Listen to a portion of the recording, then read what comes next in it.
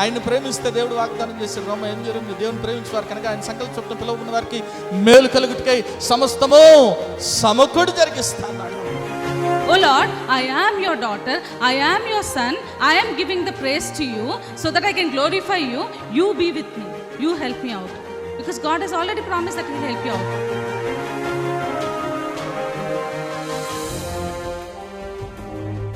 ఎన్నో మార్లు ఆయన తప్పులు చేస్తూ పాపము చేస్తూ నీకు విరోధంగా నడుస్తున్న మా కొరకు నాయన, అవిధేయులైన మా కొరకు ప్రభా నాయన తండ్రి, నీవు ఆ సెలవులో వెల చెల్లించావు కదా నాయన తండ్రి. నీవు నాయన మరణాన్ని జయించడం ద్వారా, సజీవుడు అవటం ద్వారా నాయన ప్రభా తండ్రి యేసయ్యా, మరి నాయన మేము ఈరోజు సజీవులుగా ఉన్నాం కదా తండ్రి.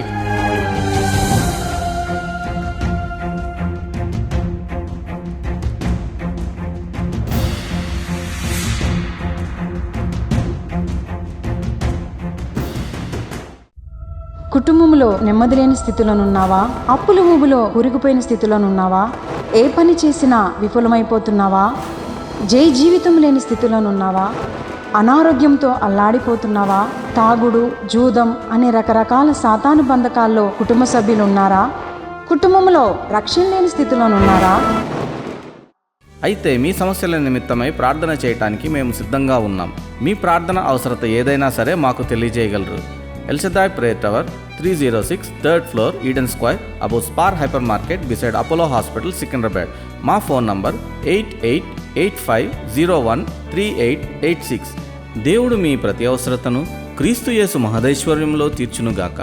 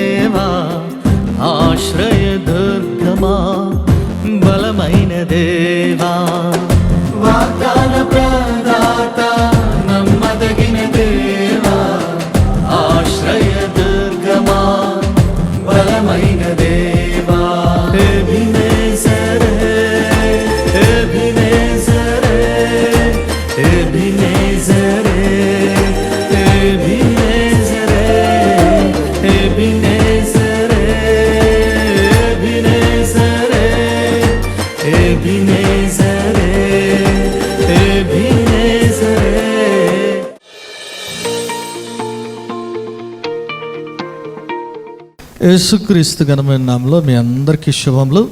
ఒక ప్రశ్నతో మరి ఈరోజు వాక్య భాగాన్ని ప్రారంభించాలని అడుగుతున్నా. మరి మీలో చాలామందికి జవాబు తెలిసి ఉండొచ్చు. చాలా చిన్న ప్రశ్న. ఏం ప్రశ్న ఏంటంటే, మరి ఏనుగు ఉంది కదా, తెలుసా ఏనుగు? ఏనుగు చాలా పెద్దగా ఉంటుంది కదా. ఏనుగు కంటే పెద్దగా ఉండేది, కానీ బరువు మాత్రం 0 ఉంటుంది. ఏంటో చెప్పగలరా? ఏనుగు కంటే చెం పెద్దగా ఉంటుందా? ఏనుగు కంటే పెద్దగా ఉంటుంది, కానీ బరువు ఏమీ ఉండదు, 0 ఉంటుంది. కరెక్ట్గా చెప్పారు అమ్మగారు. ఏమైనా ఒకసారి గట్టిగా దేవుని స్తుతులు చెప్దాం. హల్లెలూయా, హల్లెలూయా. ఏనుగు కంటే పెద్దగా ఉంటుంది. ఏంటి? మన నీడ, కానీ బరువు ఏమైనా ఉంటుందా? కాబట్టి ఈరోజు నేను మీతో పంచుకోవాలనుకుంటున్న వాక్య భాగము నీడను గురించి పంచుకోవాలనుకుంటున్నాను. సర్వశక్తిని యొక్క నీడను గురించి మీతో పంచుకోవాలి. సర్వశక్తిని యొక్క నీడ మన జీవితాల్లో ఏమి చేస్తుంది అనే వాటిని గురించి నేను మీతో పంచుకోవాలనుకున్నాను. బైబిల్ గ్రంథంలో మీరు చూసినట్లయితే 91వ కీర్తన 1వ వచనంలో ఏమని రాయబడింది చదవండి. 91వ కీర్తన 1వ వచనం, మహోన్నతుని చాటున నివసించిన వాడే సర్వశక్తిని నీడను విశ్రమించువాడు. ఒకసారి గట్టిగా దేవుని స్తుతులు చెప్దాం. హల్లెలూయా. మహోన్నతుని చాటున నివసించువాడే సర్వశక్తిని నీడను విశ్రమించువాడు. ఈరోజు ఆ సర్వశక్తిని యొక్క నీడ మన జీవితంలో ఎటువంటి కార్యాలు జరిగిస్తుంది అనే విషయాన్ని నేను మీతో పంచుకోవాలనుకుంటున్నాను. చూడండి, ఈ లోకంలో 3 విషయాలు కావాలంటారు అందరు. ఏంటది? రోటీ, అంతేనా? తిండి కావాలా. కొంతమందికి చాలా దేవుడు ఏమంటారు, ఎంత ఆశీర్వాదం ఇచ్చారంటే వాళ్ళు కుంభాలు తిన్నా సన్నగానే ఉంటారు. అదేం ఆశీర్వాదం మనకు అర్థం కాదు. కొంతమంది ఏమి తినకపోయినా లావు అయిపోతుంటారు కదా. కాబట్టి మొట్టమొదటిగా మనిషికి ఏం కావాలంటే తిండి కావాలి, రెండోది ఏం కావాలి? గుడ్డ కావాలి, మూడోది ఏం కావాలి? నీడ కావాలి కదా. అందుకనే చాలామంది అంటుంటారు, అయ్యా మాకు నిలువ నీడ లేదయ్యా, ఉండటానికి నీడ లేదు, నిలువ నీడ లేదని చాలామంది అంటూ ఉంటారు కదా.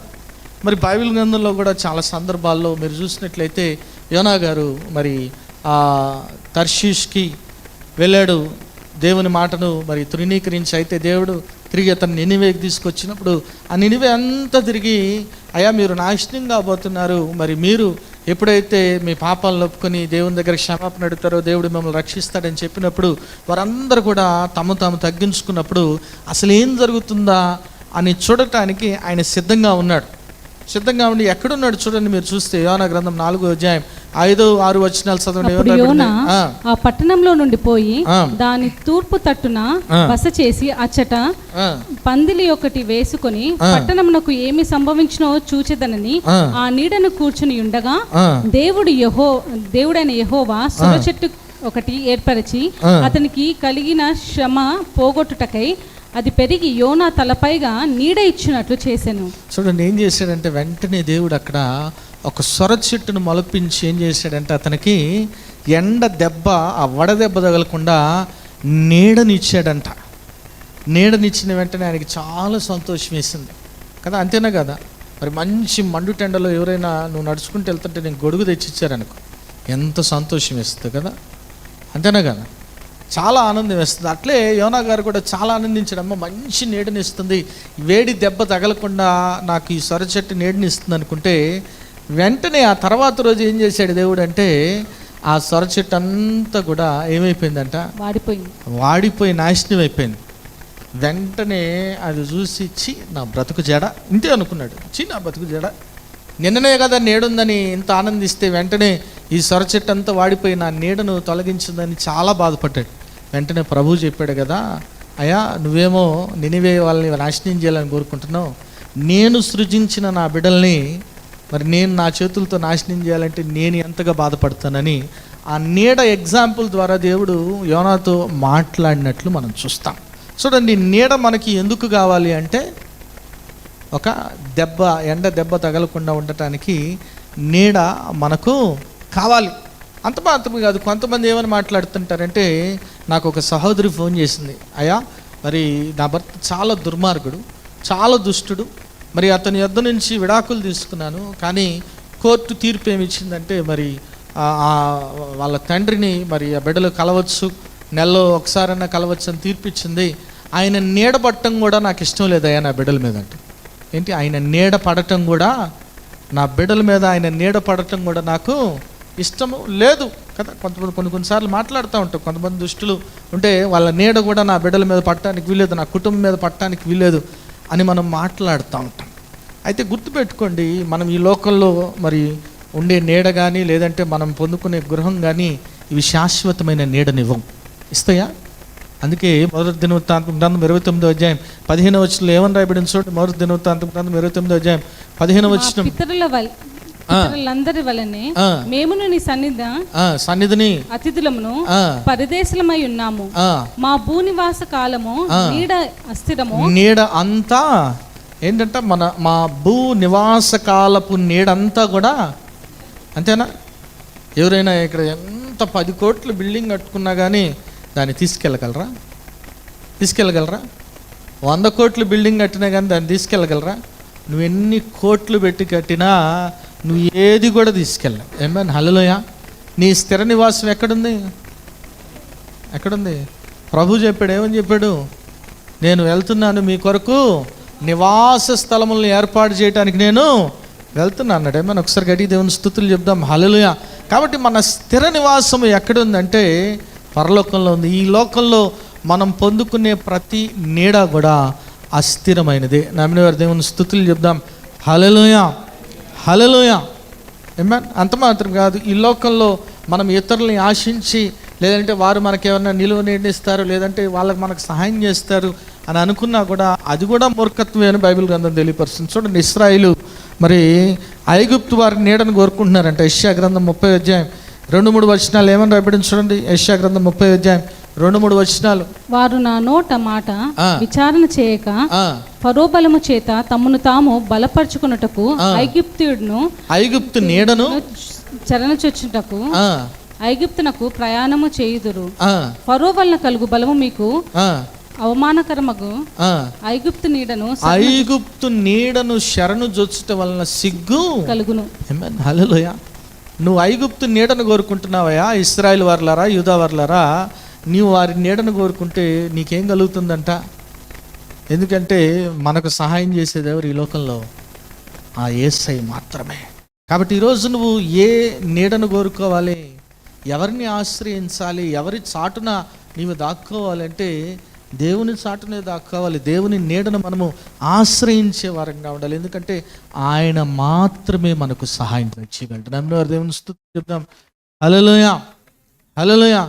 మనుషుల నీడ కాదు, మనుషుల ఆశ్రయం కాదు. మనుషుల్ని నమ్ముకుంటే కంటే అంటే యెహోవాను నమ్ముకుంటా అంతేనా, గుర్రం నమ్ముకుంటే కంటే కదా. కొంతమంది అంతా ఉంటారు, ఏమండి వీడు నా రైట్ హ్యాండ్ అండి, వీడిని వాడే ఫస్ట్ ముంచుతాడు, ముందు ముంచేది వాడే. గుర్తుపెట్టుకో, మనుషుల్ని కాదు, ఎవరిని నమ్ముకోవాలి? మనం దేవుని నమ్ముకోవాలి. ఆయన నీడన చేరేవారంగా ఉండాలి. ఈరోజు ఆ సర్వశక్తిని నీడ ఏం చేస్తుంది? ఇందాక చదివారు వాక్య భాగం. ఎవరి గురించి చదివాం మనం? అంతేనా, సొలొమోన్ రాజు గురించి చదివాం. ఆ సొలొమోన్ రాజు ఎవరిని ఆశ్రయిస్తున్నాడు? ఎవరిని? దేవుణ్ణి ఆశ్రయిస్తున్నాడు. ఎందుకు దేవుణ్ణి ఆశ్రయిస్తున్నాడంటే మరి ఎప్పుడు అయ్యాడు రాజుగా అంటే అక్కడే రాయబడింది కదా, 3వ అధ్యాయము 7-8 వచనాలు చూడండి. నా దేవా యెహోవా, నీవు నా తండ్రి అయిన దావీదునకు బదులుగా నీ దాసుడు నన్ను రాజుగా నియమించున్నావు. అయితే నేను బాలుడను, కార్యములు జరుపుటకు నాకు బుద్ధి చాలదు. ఏమంటున్నాడండి? అయితే నేను బాలుడనయ్యా, కార్యము జరుపుటకు నాకు బుద్ధి సరిపోదు. అయ్యా, నా రాజుగా అయితే నియమించావు, కానీ నేను పాలించడానికైనా పరిపాలించడానికైనా ఏమి చేయటానికన్నా నాకు బుద్ధి సరిపోదు అని దేవుణ్ణి ఆశ్రయిస్తున్నట్లు మనం చూస్తాం. దేవుని నీడను కోరుకుంటున్నాడు. మొట్టమొదటిగా ఆ సర్వశక్తిని నీడ మన జీవితంలో ఏమి చేస్తుందంటే శత్రువు నుంచి మనల్ని విమోచిస్తుంది. నమ్మిన వారి దేవుని స్తుతులు చెప్దాం. హల్లెలూయా. చూడండి, సొలొమోను రాజుగా అయ్యాడు, కానీ రాజుగా అవ్వటానికి అంత సులువుగా అవ్వలేదు. మీరు బైబిల్ గ్రంథంలో చూసినట్లయితే అంత సులువుగా ఆయన రాజు కాలేదు. ఏంటి సమస్య అంటే, దావీదు గారు రాజుగా ఉన్నాడు ఇశ్రాయేలీయులకి, అవసాన దశలోనికి వెళ్ళిపోయాడు. అవసాన దశలోనికి వెళ్ళిపోయిన తర్వాత మరి అతని ఇంకొక కుమారుడు ఏం చేస్తున్నాడు చూడండి. అక్కడే మొదటి రాజుల గ్రంథం 1వ అధ్యాయం 5 నుంచి 8 వచనాల వరకు చదవండి. ఏమని రాయబడింది? 1 రాజులు గీతు కుమారుడైన ఆ, అదోనియా ఆ, గర్వించిన వాడై ఆ. నేనే రాజు నగుదనని అనుకొని రథములను గుర్రపు రౌతులను తనకు ముందుగా ఆ. పరిగెత్తుటకు 70 మంది మనుష్యులను ఏర్పరచుకొనెను. ఏం చేశాడంట? అదోన్య అనే వ్యక్తి గర్వించి నేనే రాజునవుతా అని గుర్రాలని రథాలని ఏర్పాటు చేసుకుని అతని ముందర 50 మందిని సిద్ధపరుచుకున్నాడంట. అంటే ఏం చేస్తారు? వాళ్ళ పని ఏంటంటే 50 మంది రాజుగారికి జయము జయము అజయమని ఆయన్ని ప్రచారం చేసేవారుగా ఉన్నారు, పబ్లిసిటీ చేసేవారుగా ఉన్నారు. మరి అటువంటి స్థితిలో దావీదు గారు ఏం చేస్తున్నారు చూడండి తర్వాత వచనాల్లో. అతని తండ్రి ఆ. నువ్వు ఈలాగున ఎలా చేయుచున్నావని అతని చేత ఎప్పుడునూ విచారించి అతనికి నొప్పి కలుగజేయలేదు. ఎవరైన తండ్రి? దావీదు. దావీదు, అయ్యా నువ్వు ఎందుకు ఇట్లా చేస్తున్నావు? ఇట్లా చేయకూడదు కదా, నేను ఇంకా నిన్ను రాజుగా నియమించలేదు కదా, నువ్వు ఈ రీతిగా చేయబాక అని అనలేదంట, నొప్పించలేదంట. ఎందుకు అంటే ఆ బిడ్డ అబ్సలోము తర్వాత పుట్టిన బిడ్డ, అంతేనా? దావీదు గారు అబ్సలోముని ఎంతగానో ప్రేమించాడు కాబట్టి అబ్సలోము తర్వాత పుట్టాడు కాబట్టి ఆ బిడ్డ కూడా ఆ రీతిగా చేస్తుంటే ఎక్కడి నుంచి వచ్చినాయి ఈయనకి? వాళ్ళ అన్న కూడా ఇట్లే చేశాడు, వాళ్ళని ఇట్లే చేశాడు. మరి దావీదు మీద తిరుగుబాటు కూడా చేసినట్లు మనం చూస్తాం. మరి అన్నలాగే తమ్ముడు కూడా చేస్తుంటే దావీదు గారు హెచ్చరించలేదంట. ఓన్లే ఎందుకు నొప్పించడం, ఎందుకు చేసుకొని అయినప్పుడు కదా అని అనుకున్నాడు. కానీ చూడండి, అతను ఆ రీతిగా చేయటమే కాదు కానీ ఒకరోజు అందరినీ ఆ కౌన్సిల్లో ఉన్న కొంతమందిని తీసుకొని అతన్ని పట్టాభిషేకం చేయాలని ఒక మీటింగ్ కూడా సిద్ధపరిచాడు. ఎప్పుడైతే ఈ వార్త మరి ఆ ప్రవక్త నాతాను ప్రవక్తకు తెలిసిందో ఆయన ఏం చేస్తున్నాడో చూడండి. మీరు అక్కడే చూసినట్లయితే మరి 10వ వచనంలో ఏమని రాయబడింది చదవండి. ప్రవక్త నాతాను బెనాయాను దావీదు సూరులను తనకు సహోదరుడైన సొలొమోనును పిలవలేదు. అప్పుడు నాతాను సొలొమోను తల్లి అయిన బెత్షెబాతో చెప్పినదేమనగా, హగ్గీతు కుమారుడైన అదోనియా ఏలుచున్న సంగతి నీకు వినబడలేదా? అయితే ఈ సంగతి మన ఏలినవాడైన దావీదునకు తెలియకే ఉన్నదా? కాబట్టి నీ ప్రాణమును నీ కుమారుడైన సొలొమోను ప్రాణమును రక్షించుకున్నటకై నేను నీకొక ఆలోచన చెప్పుదును. ఒకవేళ అదోన్య అనే వ్యక్తి రాజు అయితే అతను చేసే మొదటి పని ఏంటంటే ఎవరిని చంపేస్తాడు? సొలొమోను చంపేస్తాడు, అతని తల్లి అయిన బెత్షెబాను చంపేస్తాడు. దేవుడు వారికి తోడుగా ఉన్నాడు కాబట్టి, ఆయన నీడ వారికి తోడుగా ఉంది కాబట్టి సొలొమోను మీదకి ఏ అపాయం కూడా రాకుండా దేవుడు కాపాడినట్లు మనం చూస్తాం. బైబిల్ గ్రంథంలో రాయబడింది కదా 17వ కీర్తన 8వ వచనంలో ఏం చేస్తుందంట దేవుని నీడ. చూడండి, చదవండి ఎవరైనా 17వ కీర్తన 8వ వచనం. నీ కృపాతిశయములను చూపుము, నీ కృపాతిశయములను చూపుము. ఒకడు తన కనుపాపను కాపాడుకొనున్నట్లు నన్ను కాపాడుము. నన్ను లయపరచుకోరు దృష్టులను పోగొట్టి కాపాడు. నన్ను చుట్టుకొని నా ప్రాణ శత్రువుల చేత చిక్కకుండా నీ రెక్కల నీడ క్రింద నన్ను దాచుము. దేవుని స్తుతులు చెప్దాం. హల్లెలూయా. నీ రెక్కల నీడ క్రింద నన్ను దాచుము. ఆయన నీడ మనల్ని ఏం చేస్తుంది? మనల్ని దాచిపెడుతుంది, మనల్ని కాపాడుతుంది, మనల్ని భద్రపరుస్తుంది. ఈరోజు నువ్వు ఎప్పుడైతే ఆ దేవాతి దేవుణ్ణి ఆశ్రయిస్తావో, ఆ మహోన్నతిని చాటును నువ్వు ఎప్పుడైతే మరి నివసిస్తావో ఆ నీడ నిన్ను కాపాడుతుంది. నమ్మిన వారి దేవుని స్తుతులు చెప్దాం. హల్లెలూయా. ఈ లోకంలో నిన్ను ఎవరు కాపాడుతారో నాకు తెలియదు కానీ, నీ ప్రాణాన్ని కాపాడే వాళ్ళు ఎవరున్నారో నాకు తెలియదు కానీ, ఈ లోకంలో అందరూ చేయి విడిచిన నా ప్రభు నిన్ను కాపాడుతాడు. నమ్మిన వారి దేవుని స్తుతులు చెప్దాం. హల్లెలూయా, హల్లెలూయా. సొలొమోనుకి తెలియకుండానే సొలొమోను మీద కుట్రలు చేస్తున్నారు, అతన్ని చంపాలనే ప్రయత్నం కూడా చేస్తున్నారు. ఏమన్నా? హల్లెలూయా. ప్రభు కాపాడాడు లేదా? కాపాడా? నిన్ను కాపాడ్డా? ఖచ్చితంగా కాపాడతాడు. నీ మీద ఎన్ని కుట్రలు చేసినా ప్రభువును నువ్వు ఆశ్రయిస్తే, ఆయన్ని నమ్ముకుంటే, ఆయన మీద విశ్వాసం ఉంచితే. ఇందాక యెహోషాపాతు అమ్మగారు నాకు చాలా ఇష్టమైన ప్రార్థన. ఏమని ప్రార్థన చేస్తున్నాడు? అయ్యా నా శక్తి చాలదు, నాకు ఏమీ తోచదు, అంత మాత్రం కాదు. ఏమంటున్నాడు? నీవే ఏ దిక్కు లేనోడికి ఎవరు దిక్కు? అదే చేస్తున్నాడు ప్రార్థన. ఏ దిక్కు లేనోడికి ప్రభా నువ్వే మా దిక్కు నాయన, నా వల్ల ఏమీ కాదు, నాకేం తోచట్లేదు కూడా. ఇందాక కూడా అదే ప్రార్థన చేస్తున్నాడు సొలొమోన్, అయ్యా నా బుద్ధి చాలదయ్యా పరిపాలించడానికి, చేయటానికి, రాజ్యాన్ని ముందుకు తీసుకెళ్ళటానికి నా బుద్ధి నాకు సరిపోదు. ఈరోజు నీవు నీ జాబ్లో కానీ లేదంటే నీ పనిపాట్లలో కానీ ఒకవేళ నీ శక్తి సరిపోవట్లేదేమో, నీ జ్ఞానం సరిపోవట్లేదేమో, నువ్వు చేయాల్సిన పనుల్లో ఒకటే, ఏం చేయాలా? ఆయన్ని ఆశ్రయించాలి. ఒకవేళ వారు నీ మీద కుట్రలు పన్నుతున్నారేమో, నిన్ను కిందకి లాగాలని ప్రయత్నం చేస్తున్నారేమో, నిన్ను హింసించాలని ప్రయత్నం చేస్తున్నారేమో, నువ్వేం చేయనవసరంలా. ఎవరు చేస్తారు? ఎవరు కాపాడతారు? ఆయన కాపాడతాడు. నీ కృపా సత్యములే నన్ను కాపాడును ప్రభు, నీ నీతి వాక్కులే నన్ను నడిపించును ప్రభు, నీ ప్రేమానురాగమే నన్ను బ్రతికించను ప్రభు, నీ ప్రేమానురాగమే నన్ను బ్రతికించను ప్రభు, నీ సిలువ రక్తమే నన్ను శుద్ధి చేసెను, నీ సిలువ రక్తమే నన్ను శుద్ధి చేసెను, నీ కృపా సత్యములే నన్ను కాపాడును ప్రభు, నీ నీతి వాక్కులే నన్ను నడిపించును ప్రభు. హల్లెలూయా, హల్లెలూయా. వాళ్ళు చాలా పన్నాగాలు పన్నుతున్నారు, కానీ ఆయన ప్రభువును ఆశ్రయించాడు కాబట్టి ప్రభువు నీడ అతన్ని కాపాడాడు. అందుకే ఇంకో మాట కూడా రాయబడింది బైబిల్ గ్రంథంలో. మీరు చూస్తే 53వ కీర్తన మొదటి వచనంలో ఏమని, 57వ కీర్తన మొదటి వచనంలో ఏమని రాయబడింది చూడండి. నన్ను కరుణింపుము దేవా, నన్ను కరుణింపుము, నన్ను కరుణింపుము, నేను నీ శరణి చొచ్చి ఉన్నాను, ఈ ఆపదలు తొలగిపో, ఈ ఆపదలు తొలగిపో వరకు నీ రెక్కల నీడను, నీ రెక్కల నీడను శరణి చొచ్చి ఉన్నాను. ఒకసారి గట్టి దేవుని స్తుతులు చెప్దాం. హల్లెలూయా, హల్లెలూయా. ఈరోజు నువ్వు ప్రభువుని ఆశ్రయిస్తున్నావా? నీకు నువ్వుగా యుద్ధం చేయాలని ప్రయత్నం చేస్తున్నావేమో, నీకు నువ్వుగా నీ జ్ఞానాన్ని ఉపయోగించి సమస్య నుంచి బయటికి పడాలని ప్రయత్నం చేస్తున్నావేమో, నువ్వేమీ చేయలేవు, నువ్వేమీ చేయలేవు. నువ్వు ఆయన్ని ఆశ్రయించినప్పుడు, ఆయన యందు నమ్మిక ఉంచినప్పుడు, ఆయన యందు విశ్వాసం ఉంచినప్పుడు దేవుడు నీ ప్రతి సమస్య నుంచి నిన్ను బయటికి తీసుకొస్తాడు. నమ్మిన వారి దేవుని స్తుతులు చెప్దాం. హల్లెలూయా, హల్లెలూయా. ఆయన నిన్ను కాపాడుతాడు, నిన్ను భద్రపరుస్తాడు. ఈరోజు నువ్వు ఎవరిని ఆశ్రయించాలి? ఎవరిని ఆశ్రయించాలి? మనుషుల్నా?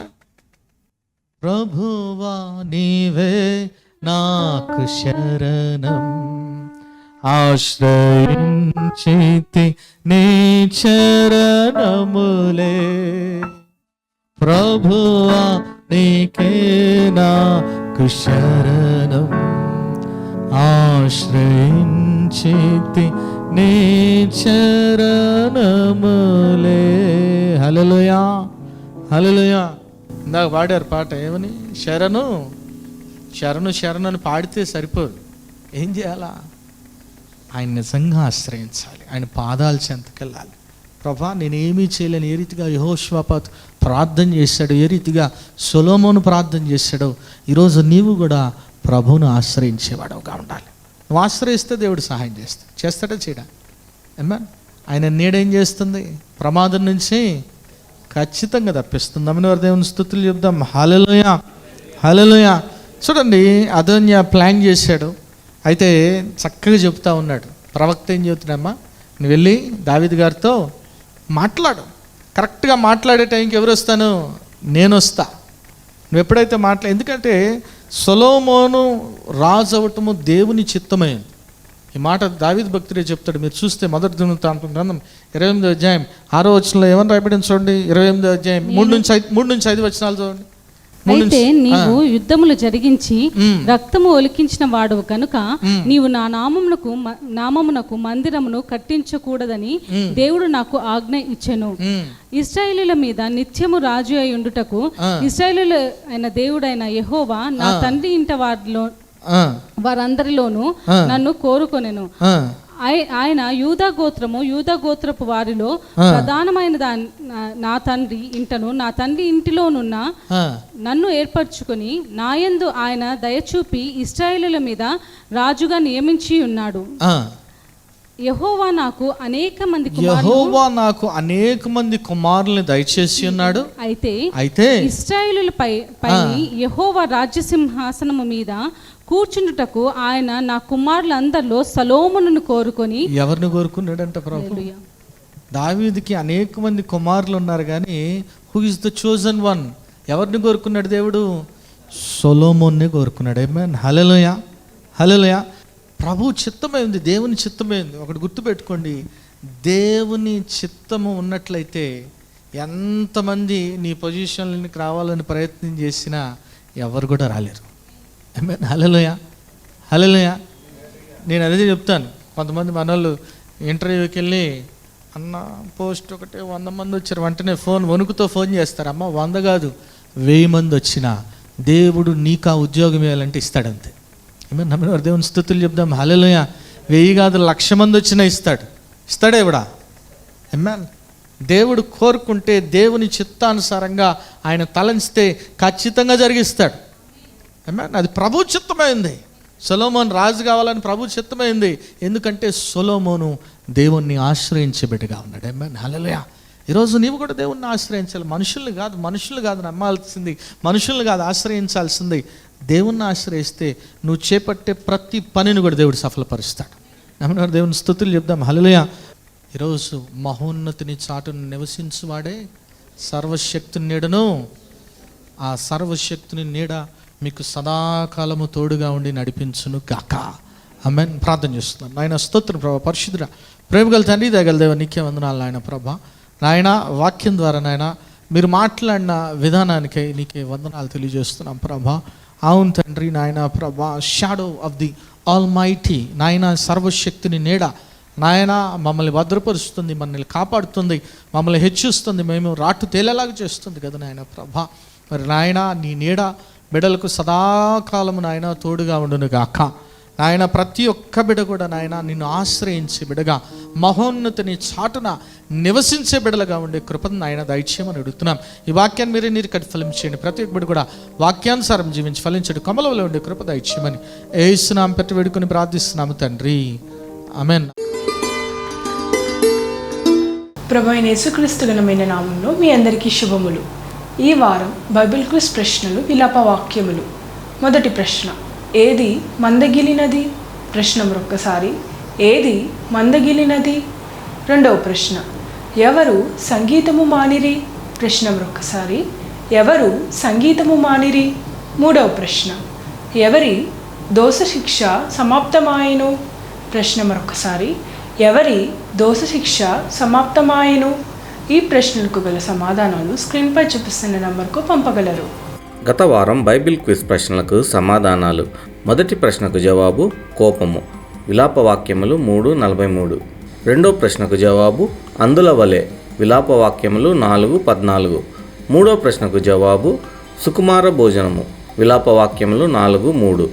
ఈ వారం బైబిల్ క్విజ్ విజేత అరుణ గారు ఫ్రమ్ సక్కినేటిపల్లి. మరి ఎవ్రీ మండే మరి ఆశ్చర్యకరైన యేసు అనే టీవీ ప్రోగ్రామ్ జరుగుతుంది. మరి ఆరాధన ఛానల్లో ఎవ్రీ మండే ఈవినింగ్ 6 o'clock వస్తుంది.